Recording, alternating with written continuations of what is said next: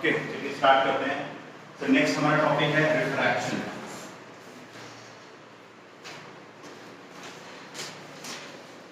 तो रिफ्रैक्शन का मतलब है bending of light when it enters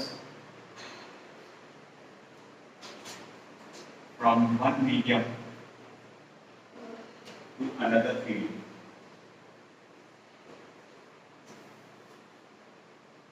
ठीक है, तो जो लाइट है वो एक तरीके से आप कह सकते हो कि वेव भी है, light is also wave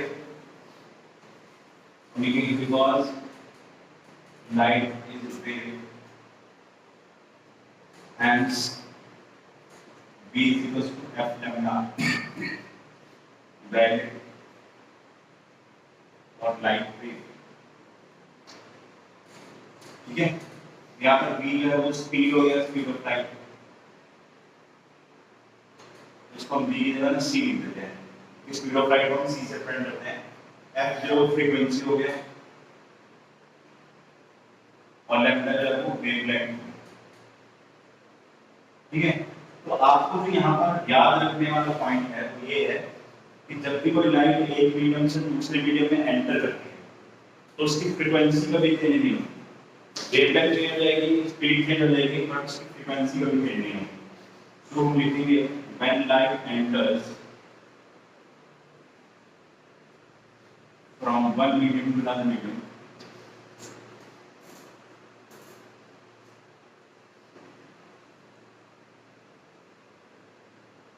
one medium to another medium, then its speed and wavelength may change, but its frequency do not change.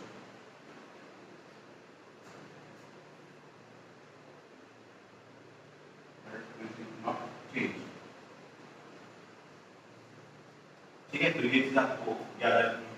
दूसरी बात, रिफ्रैक्शन में दो केसेस होते हैं। एक तो लाइट एंटर कर रही है रेयर मीडियम से डेंसर मीडियम में, ठीक है, ये रेयर और ये डेंसर। तो रेयर से डेंसर मीडियम में जब वेव जाती है या लाइट जाती है तो वो टुवर्ड्स नाउ मूवमेंट करेगी या फिर अवे इधर बेंड करेगी। रेयर से denser word the normal case, तो अगर इसको इधर लाना तो ये इधर को बेंड हो जाएगी। So when it enters from rarer to denser, it bends towards normal, and when it enters from denser to rarer, ऐसे बनाना ये डेंसर मीडियम है, ये रेयर मीडियम। तो डेंसर से रेयर मीडियम जाने में it bends away from normal, याद रखना है।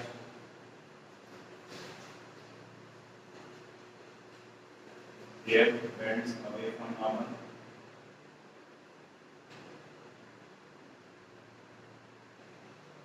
and here it bends towards normal.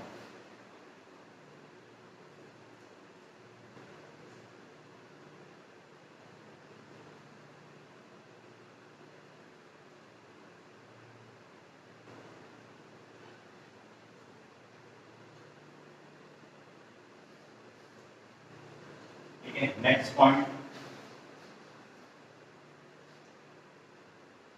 the refractive index.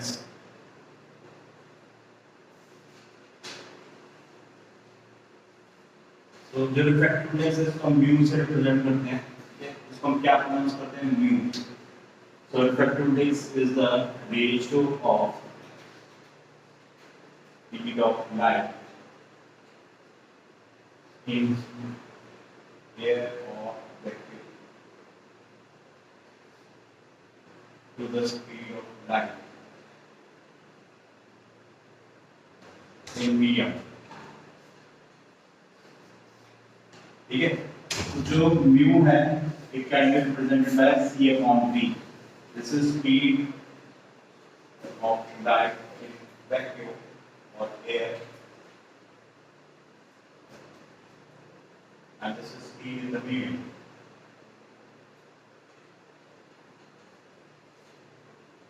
तो जो रिफ्रैक्टिव इंडेक्स है वो हमें ये बताता है कि कोई भी जो लाइट है वो किसी अगर मीडियम में जाएगी तो उसकी स्पीड कितनी कम हो जाएगी, है वो आप रिफ्रैक्टिव इंडेक्स से बता सकते हैं। फिर इसके बाद एक टर्म यूज होती है relative refractive index.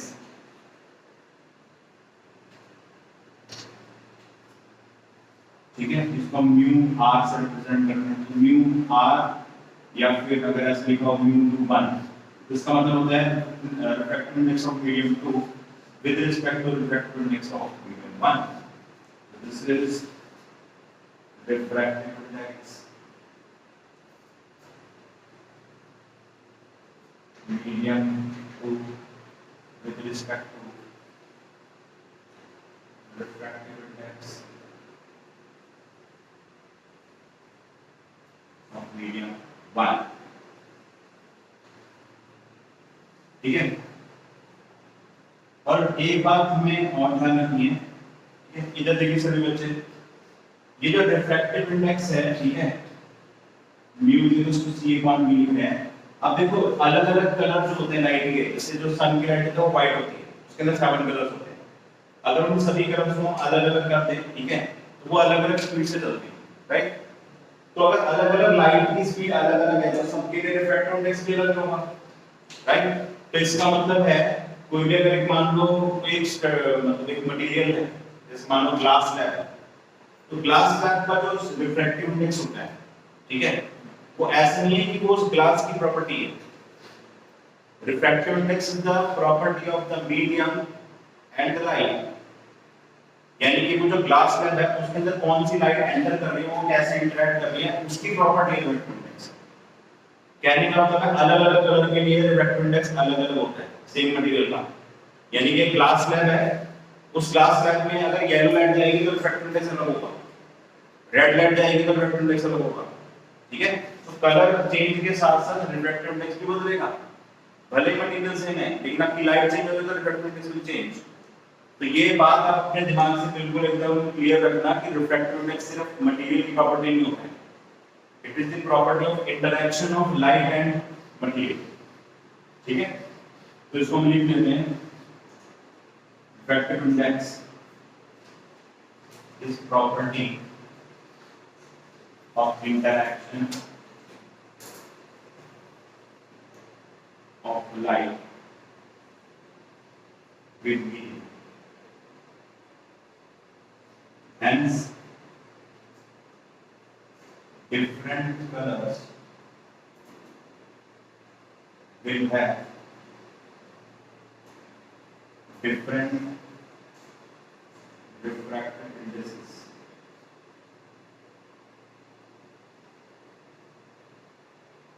for same material or medium।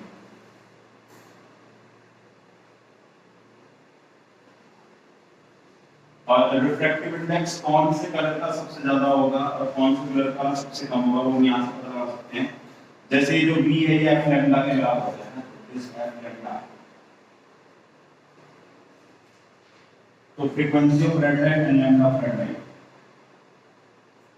It's E upon frequency of violet and lambda violet, ठीक है। तो इस हिसाब से अलग अलग कलर जो है, ठीक है, उसका रिफ्रैक्टिव इंडेक्स अलग अलग आ जाएगा। R का मतलब है रेड और B का मतलब है वायलेट, अलग अलग कलर के रिफ्रैक्टिव इंडेक्स अलग अलग आएगा, ठीक है। नोट डाउन करिए इसको। Next is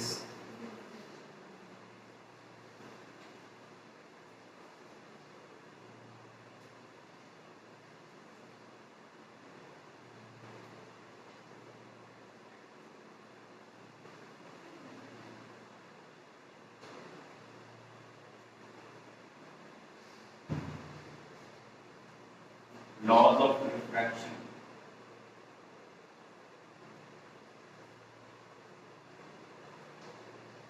laws of refraction, तो लॉज ऑफ रिफ्रैक्शन जो है इसमें सबसे पहला पॉइंट हो जाता है incident ray, normal and refracted ray all line in same plane. अब यहाँ पे कौन से प्लेन की बात हो रही है? इंसिडेंट नॉर्मल मिलकर जो एक प्लेन बनाएंगे उसमें रिफ्रैक्टेड रे होगी, है ना, जैसे हमने रिफ्लेक्शन में डिस्कस किया था वही चीज है। और दूसरा है स्नेल्स लॉ, ठीक है। तो स्नेल्स लॉ समझने के लिए हमें डायग्राम बनाना पड़ेगा। Suppose this is incident ray, incident ray, और ये angle of incidence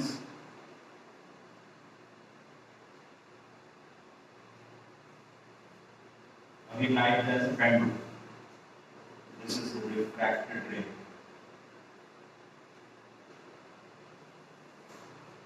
and this is angle of refraction.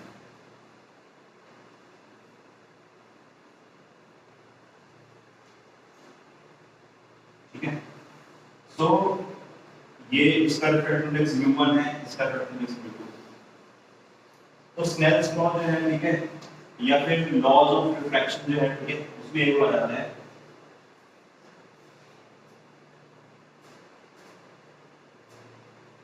Law of refraction का जो सेकंड पॉइंट है, ठीक है, उसमें क्या हो जाता है? Product of refractive index and sine of angle of ray with normal is constant.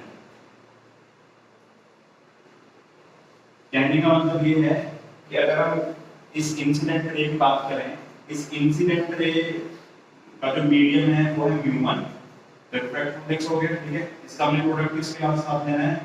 Sign of the angle of the ray, angle of the ray with the normal जो कि i है, mu1 into sin I is constant and it is valid for all mediums।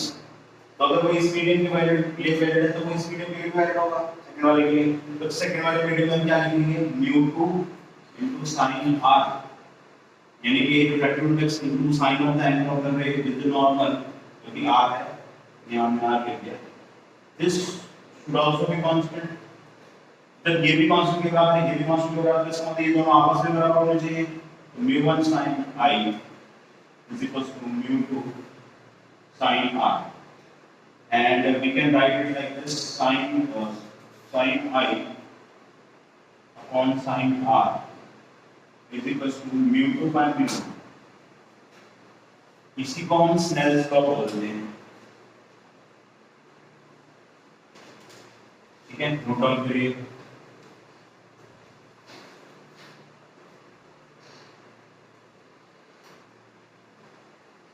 आगे बढ़ते हैं।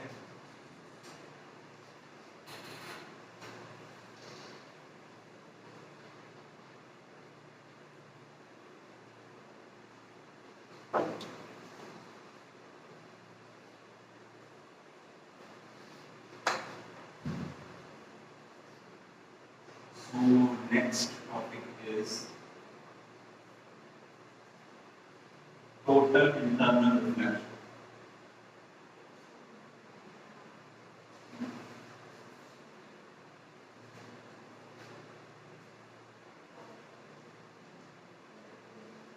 Short form में इसको TIR बोलते हैं। तो ये फिनोमेना जो है कैसे होता है, एक बात याद रखिएगा, ये TIR सिर्फ डेंसर टू रेयर मीडियम में होता है। जब लाइट रे डेंसर से रेयर मीडियम में जाएगी तब ये होगा, अगर लाइट रे रेयर से डेंसर जाए तो ये नहीं होगा। तो here it is denser medium and it is rare medium, और लाइट रे मान लो एंटर कर रही है,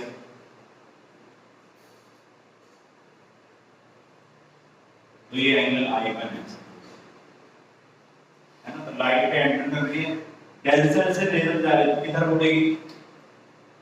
अवे फ्रॉम नॉर्मल या फिर toward normal? Away from normal, yes. तो इस लाइट को बेंड होना तो इधर बेंड होगी, फिर आपने एंगल ऑफ इंसिडेंस और बढ़ा दिया है, ये आसान हो गया। तो एंगल ऑफ इंसिडेंस आपने बढ़ा दिया, एंगल ऑफ रिफ्लेक्शन भी बढ़ेगा, तो ये और बेंड हो गई। तो आपने एंगल ऑफ इंसिडेंस और बढ़ा दिया। अब ये एंगल ऑफ इंसिडेंस इतना बढ़ चुका है कि ये जो एंगल ऑफ रिफ्लेक्शन है वो बढ़ने के बाद 90 डिग्री हो गया। दिस इज R3, ठीक है। तो जब एक लाइट रे इंसिडेंट होती है डेंसर से रेयर मीडियम, ठीक है, और वो एक ऐसे एंगल पर इंसिडेंट हो रही है जिससे रिलेटेड जो रिफ्रैक्शन एंगल है वो 90 डिग्री आ रहा है, ठीक है, तो उस इंसिडेंस एंगल को हम क्रिटिकल एंगल बोलते हैं। So this is critical angle. इसका नाम क्रिटिकल एंगल इसलिए है क्योंकि अगर आपने इससे ज्यादा इंसिडेंस, अगर इससे ज्यादा एंगल ऑफ इंसिडेंस किया तो अब लाइट अंदर ही रिफ्लेक्ट होना शुरू हो जाएगी, है ना, क्योंकि अगर I बढ़ा रहे तो R तो बढ़नी है। अब भाई R 90 डिग्री हो चुका है, यानी कि रिफ्रैक्टेड रे जो है वो इधर आ चुकी है। अब आपने इंसिडेंस एंगल और बढ़ाया तो एंगल ऑफ रिफ्रैक्शन और बढ़ेगा, तो अब ये कुछ इस तरीके से होगा, ठीक है।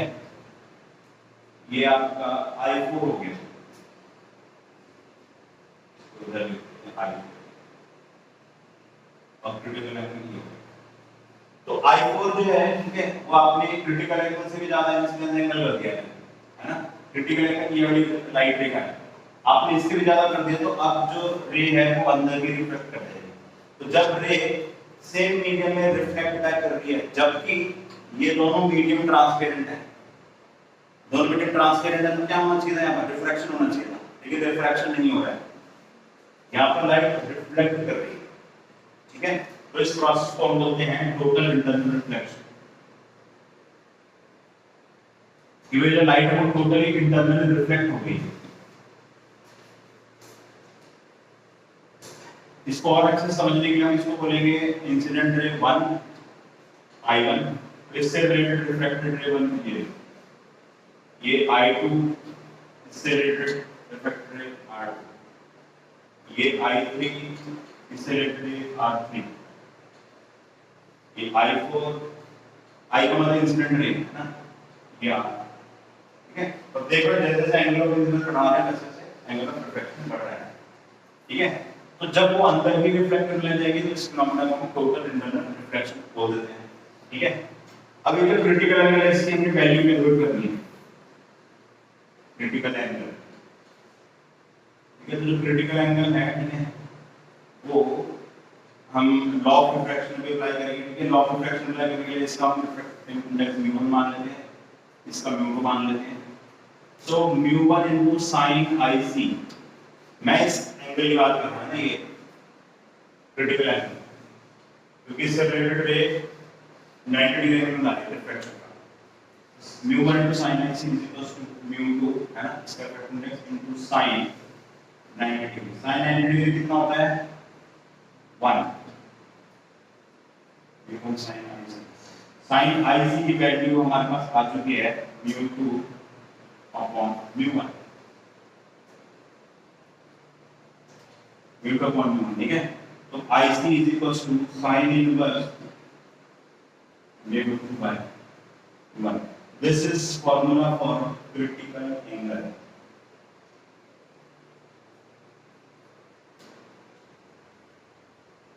क्रिटिकल एंगल का मतलब क्या है कि इससे ज्यादा एंगल ऑफ इंसिडेंस हुआ तो लाइट अंदर ये रिफ्लेक्ट करना शुरू कर देगी। नोट डाउन करिए।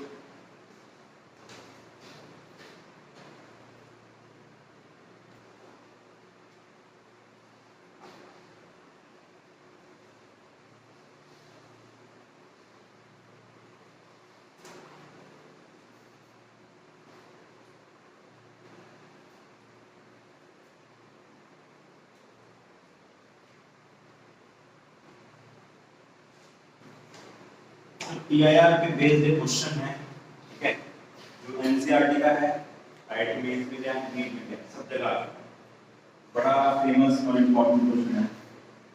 उसमें क्या बोला जाता है कि स्विमिंग पूल है,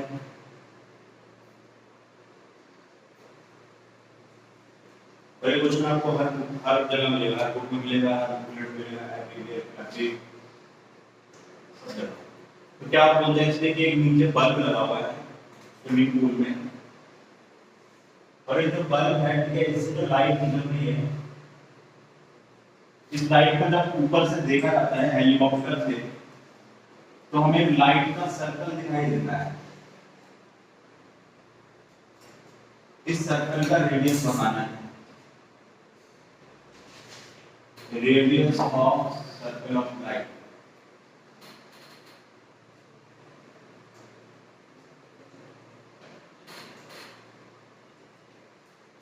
this is water in swimming pool. इसके डेप्थ हमें h दे रखी है, और refractive index of the water is mu, यहां पर एयर है ना। तो कुल मिला के हमें r निकालना है। तो सबसे पहले तो ये सवाल बनता है कि ये सर्कल बना के, ये लाइट जो है, कोई एक बल्ब जो होता है उससे लाइट हर डायरेक्शन में निकलती है। अगर यहाँ पर बल्ब जला दूंगा तो बल्ब का जो फेस है, अगर भले उस तरफ हो लेकिन लाइट तो पीछे भी आएगी ना, इधर भी जाएगी लाइट, हर जगह जाएगी। तो यहाँ पर सर्कल भी दिखाई दे रहा है जब ऊपर से, और ये रियल में होता है, ऐसे ही होता है। स्विमिंग पूल में बीच में लाइट तो आपको उसका सर्कल दिखेगा, लाइट हर जगह दिखेगी। उसका रीजन है T I R, total effect, ठीक है। तो वो क्या है, देखो बल्ब से तो लाइट हर जगह निकल रही है, इधर भी जा रही है, लेकिन इधर वाली जगह इंटरनली रिफ्लेक्ट हो रही है। रीजन क्या है कि अगर ये वाली लाइट रे जो है इसका एंगल का क्रिटिकल एंगल के बराबर होगा, तो ये वाली जो लाइट रे है ये ऐसे इधर तक मिलेगी, ठीक है। अब इस लाइट से, मतलब इस लाइट का जो एंगल है क्रिटिकल एंगल बराबर है।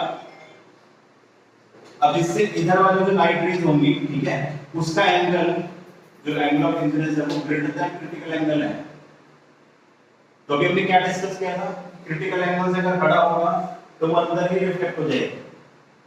तो इसका मतलब है ये वाली जो लाइट रे है ये जो क्रिटिकल एंगल बना रही है तो इसकी रिफ्लेक्टेड है उधर चलेगी, लेकिन इसके बाद वाली इधर वाली जितनी भी होंगी तो टी आ जा करके अंदर ही रिफ्लेक्ट होगी, वो बाहर ही नहीं आ पाएगी लाइट, है ना।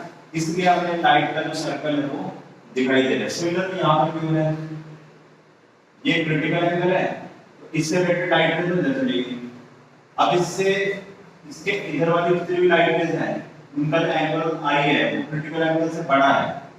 जब क्रिटिकल एंगल से बड़ा होगा इंसिडेंस एंगल, तो वो लाइट अंदर रिफ्लेक्ट कर जाएगी, है ना। इतना तो आप इमेजिन कर पा रहे हो कि जैसे हम इधर को जाएंगे तो एंगल ऑफ इंसिडेंस बढ़ रहा है, इतना समझ में आ रहा है, ठीक है। तो आई बढ़ेगा तो क्रिटिकल एंगल से बड़ा हो जाएगा, वो वाली सारी लाइट रेज अंदर रिफ्लेक्ट कर रही है। अच्छा, इधर वाली जो लाइट रेज उनका क्या होना है, इनका जो एंगल है वो क्रिटिकल एंगल से छोटा है, तो ये लाइट रे बाहर निकल के आराम से दिखेगी, बाहर निकल के। बट इसके इधर वाली जो है लाइट दिख नहीं पाएगी, बाहर मतलब दिखेगी कैसे, बाहर नहीं निकल पाएगी। इसलिए हमें सर्कल ऑफ लाइट, है ना, दिखाई दे टॉप से। तो अब इसको कैलकुलेशन करना है, कैसे कैलकुलेशन करेंगे। सबसे पहले मैं क्रिटिकल एंगल लिख रहा हूं, sin IC = 1/μ, ठीक है।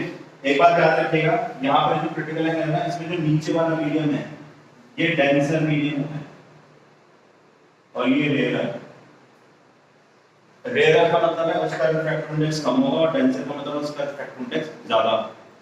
याद रखने के लिए आप कैसे याद रखोगे, डेंसर मतलब भारी, भारी मतलब नीचे, तो नीचे कौन सा रिफ्रैक्टिव इंडेक्स आएगा, भारी वाला, डेंसर वाला। ऐसा भी याद रख सकते हैं ना कि भारी चीज नीचे रहती है तो नीचे आपका रिफ्रैक्टिव इंडेक्स डेंसर वाला आएगा।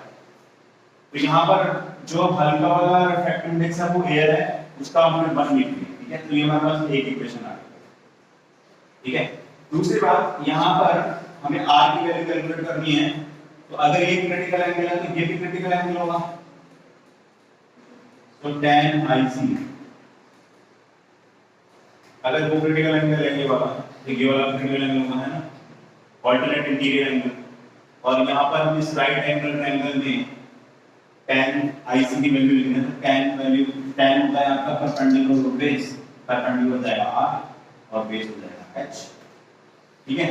तो देखो साइन आईसी की वैल्यू हमारे पास ये है, इससे हम tan आईसी की वैल्यू निकाल सकते हैं। आप मोबाइल पर ठीक है, साइन आईसी की वैल्यू आ चुकी है, तो cos आईसी की वैल्यू कितनी आएगी, √1 माइनस साइन आईसी का स्क्वायर,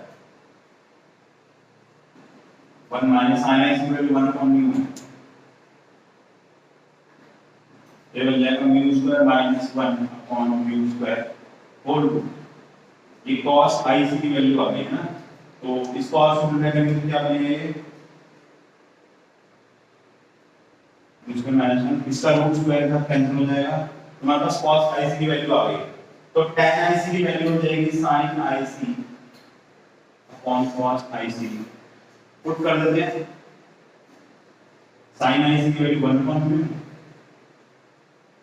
और cos आईसी की वैल्यू है root of mu square minus 1, ठीक है, अपॉन म्यू, ठीक है। तो ये अपॉन म्यू जो आएगा वो ऊपर चला जाएगा, कैंसिल आउट हो जाएगा। तो r की वैल्यू हमारे पास आ चुकी है h upon root of mu square minus, this is the answer, ठीक है। इस स्टेप में तो डाउट है अगर इसको बताइए। नेक्स्ट आगे बढ़ते हैं।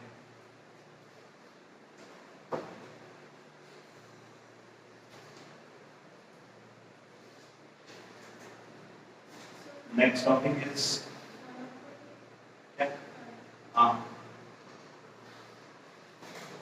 next topic is apparent depth.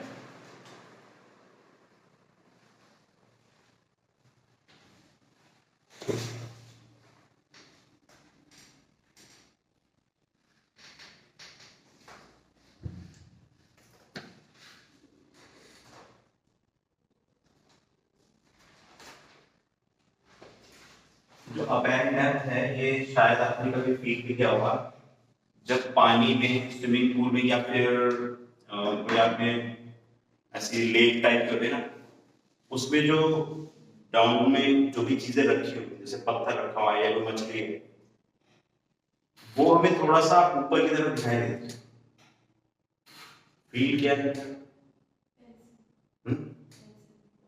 पैसे सर पेंसिल, हाँ हाँ पेंसिल और पॉइंट, जैसे कांच का अगर गिलास है, कांच के गिलास में अगर आप पेंसिल रख दोगे तो आपको थोड़ी सी बेंड दिखती है ना, ये आपने देखा होगा, नोटिस किया होगा, वो भी अपैरेंट डेप्थ का ही कॉन्सेप्ट है, ठीक है। और दूसरी बात है, जैसे पानी के अंदर अगर आप कहीं पानी में चल रहे हो, आपको ऐसे मछली दिख रही है पानी के अंदर, है ना, तो जहां पर आपको मछली दिख रही है ना, एक्चुअली वहां पर वो है नहीं, उससे थोड़ा और नीचे है।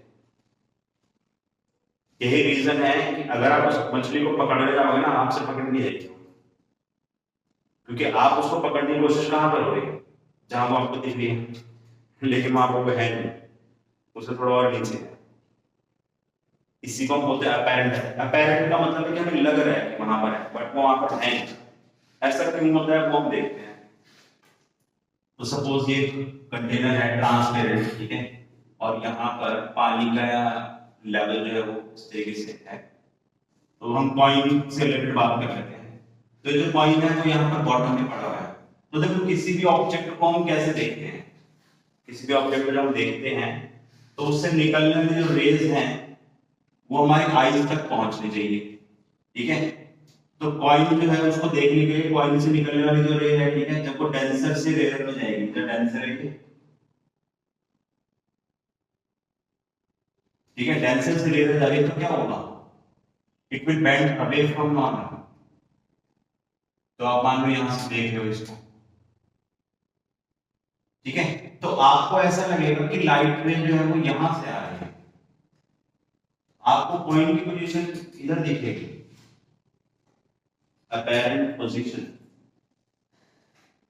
of coin, जबकि एक्चुअल में कॉइन कहां रखा हुआ है, नीचे, ठीक है। ये रीजन है कि आपको जो पेंसिल है ना, अगर पेंसिल आप ऐसे रखोगे तो ये वाला पोर्शन आपको ऐसे दिखता है, ठीक है, जबकि एक्चुअल में इधर है, बट वो आपको थोड़ा सा टूटा हुआ बैंड दिखेगा, है ना। तो वो अपैरेंट डेप्थ का कॉन्सेप्ट है ना। तो ये जो अपैरेंट डेप्थ है इसको हम बोल देते हैं डी अपैरेंट, ठीक है। और इसको हम बोलते हैं डी एक्चुअल।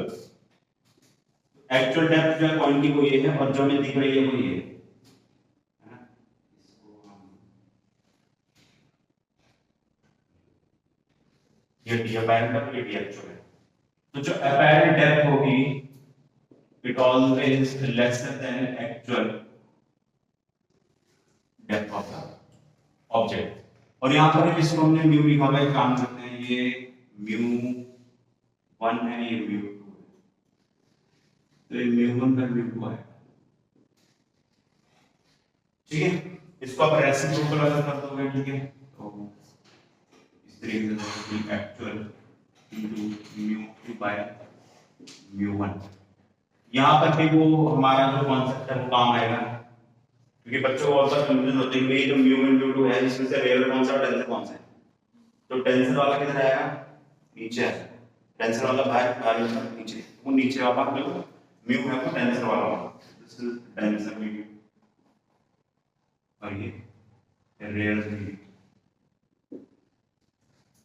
ठीक है, तो हम इसके डेरिवेशन भी करेंगे।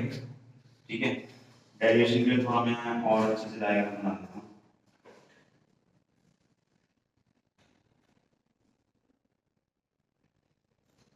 तो इधर पॉइंट है, इधर रेज आ रही थी बट वो बैंड हो गई थोड़ी सी, पॉइंट अभी इधर दिख रहा है, ये डी अपैरेंट हो गया। ठीक है, और डी एक्चुअल ये हो गया। इसको हम नाम दे देते हैं ओ ए बी और इस पॉइंट को सी। ये हो गया आपका एंगल ऑफ इंसिडेंस। अगर ये एंगल ऑफ इंसिडेंस है तो ये भी एंगल ऑफ इंसिडेंस है, राइट। और लाइट रे यहां से रिफ्रैक्ट हो गई है, तो रिफ्रैक्शन एंगल जो है वो यहां पर आर पे होते हैं। ठीक है, इट बेंड्स टुवर्ड्स, मतलब it bends away from normal, तो जो रिफ्रैक्टेड रे है इसका नॉर्मल वाला एंगल है वो आर है। और अगर ये एंगल आर होगा तो ये वाला एंगल भी आर होगा, करस्पॉन्डिंग एंगल है। ये देखिए ये वाली जो लाइन है कैसे जा रही है, तो अगर ये वाला एंगल आ रहा है तो ये वाला भी आ रहा है। ठीक है, सो इन ट्रायंगल ये वाला एक्सप्रेशन डिराइव करें। ठीक है, इसका इफेक्ट इंडेक्स म्यू 1 है, इसका म्यू 2 है।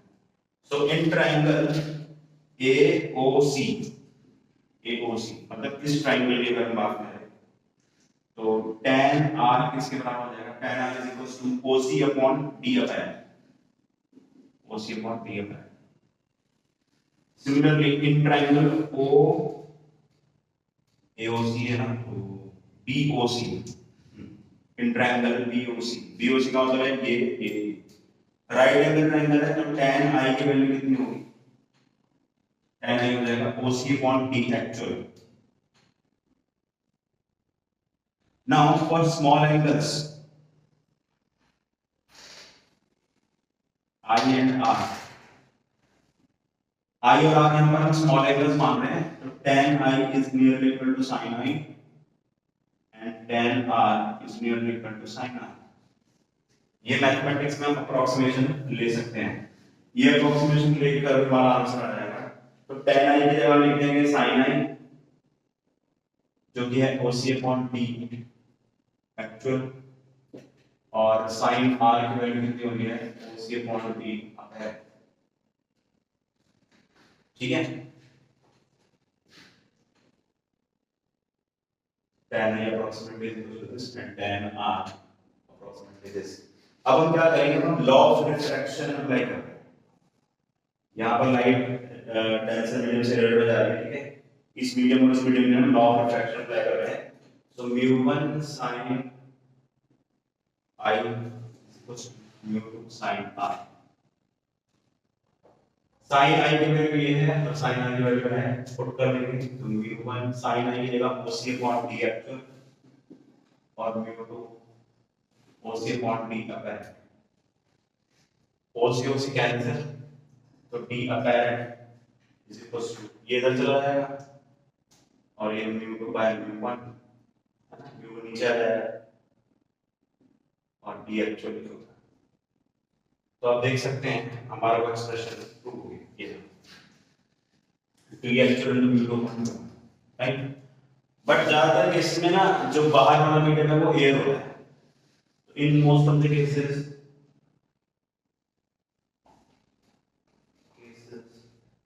म्यू2 इज 1 यानी कि एयर है, तो उस केस में डी अपैरेंट किसके बराबर हो जाएगा, डी एक्चुअल अपॉन म्यू1। चलिए नोट डाउन करिए।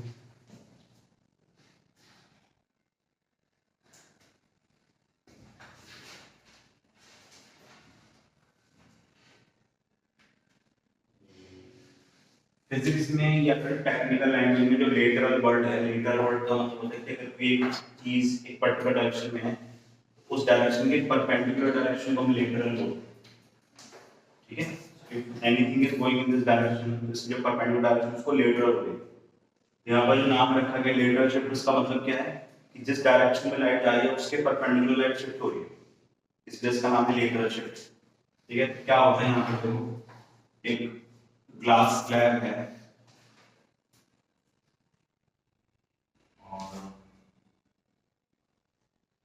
एक लाइट रे जो है वो रेयर से डेंसर मीडियम में जा रही है, इसका फैक्टर इंडेक्स म्यू2 है, इसका फैक्टर इंडेक्स म्यू1 है, ये एंगल ऑफ इंसिडेंस है। तो लाइट रे जब रेयर से डेंसर में जाएगा तो ये क्या होगा, it will bend towards normal, है ना, ये इसका इनिशियल डायरेक्शन है, it will bend towards normal. अब अगेन यही लाइट जो एयर से इस स्लैब में गई थी वो स्लैब से वापस एयर में जा रही है, तो जितना एंगल ये इधर को बेंड हुई होगी उतना ही एंगल ये वापस इधर को बेंड हो जाएगी, तो जितना इधर बेंड होगी उतना वापस तो पैरेलल हो जाएगी इनिशियल वाली, it will become parallel to the initial रे।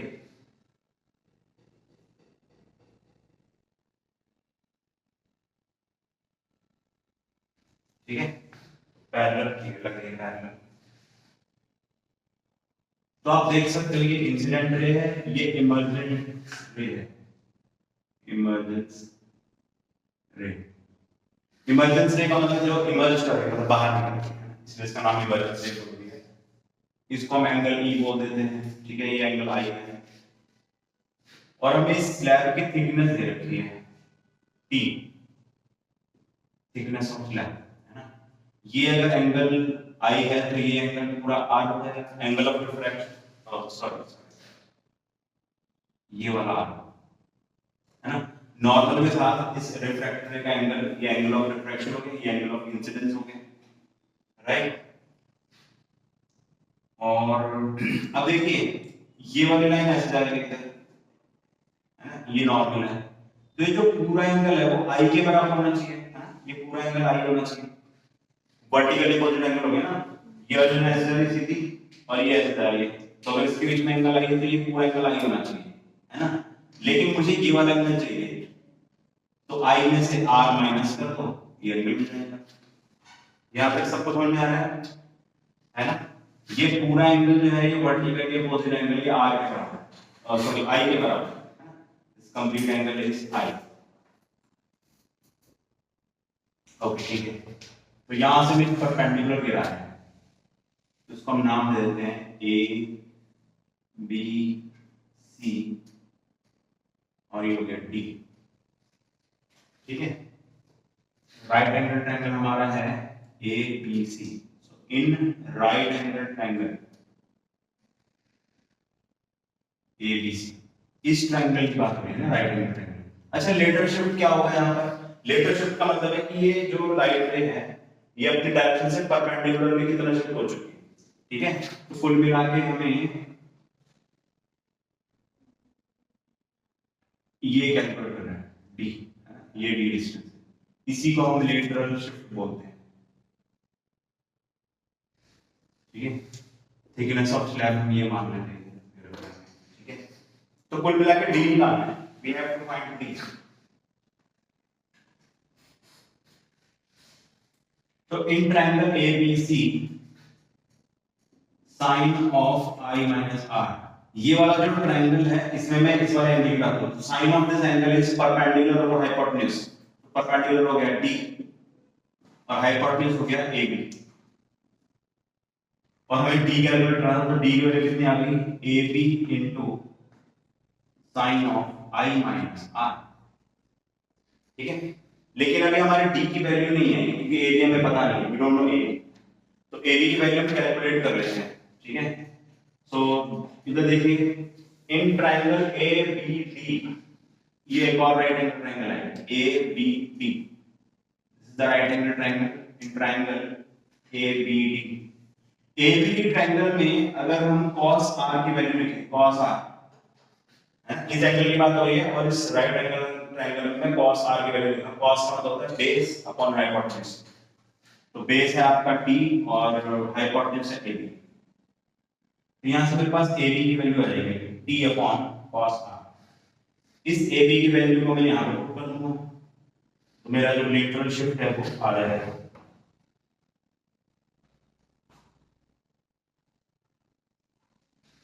तो d की वैल्यू कितनी रहेगी, ab की जगह मैं वैल्यू पुट कर रहा हूं t upon cos r and sin of i minus r।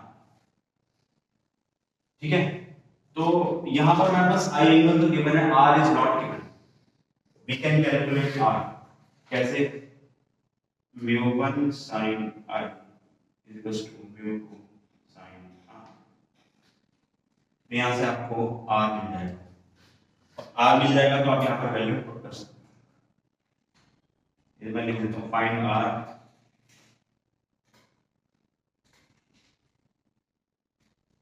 and using expression of v,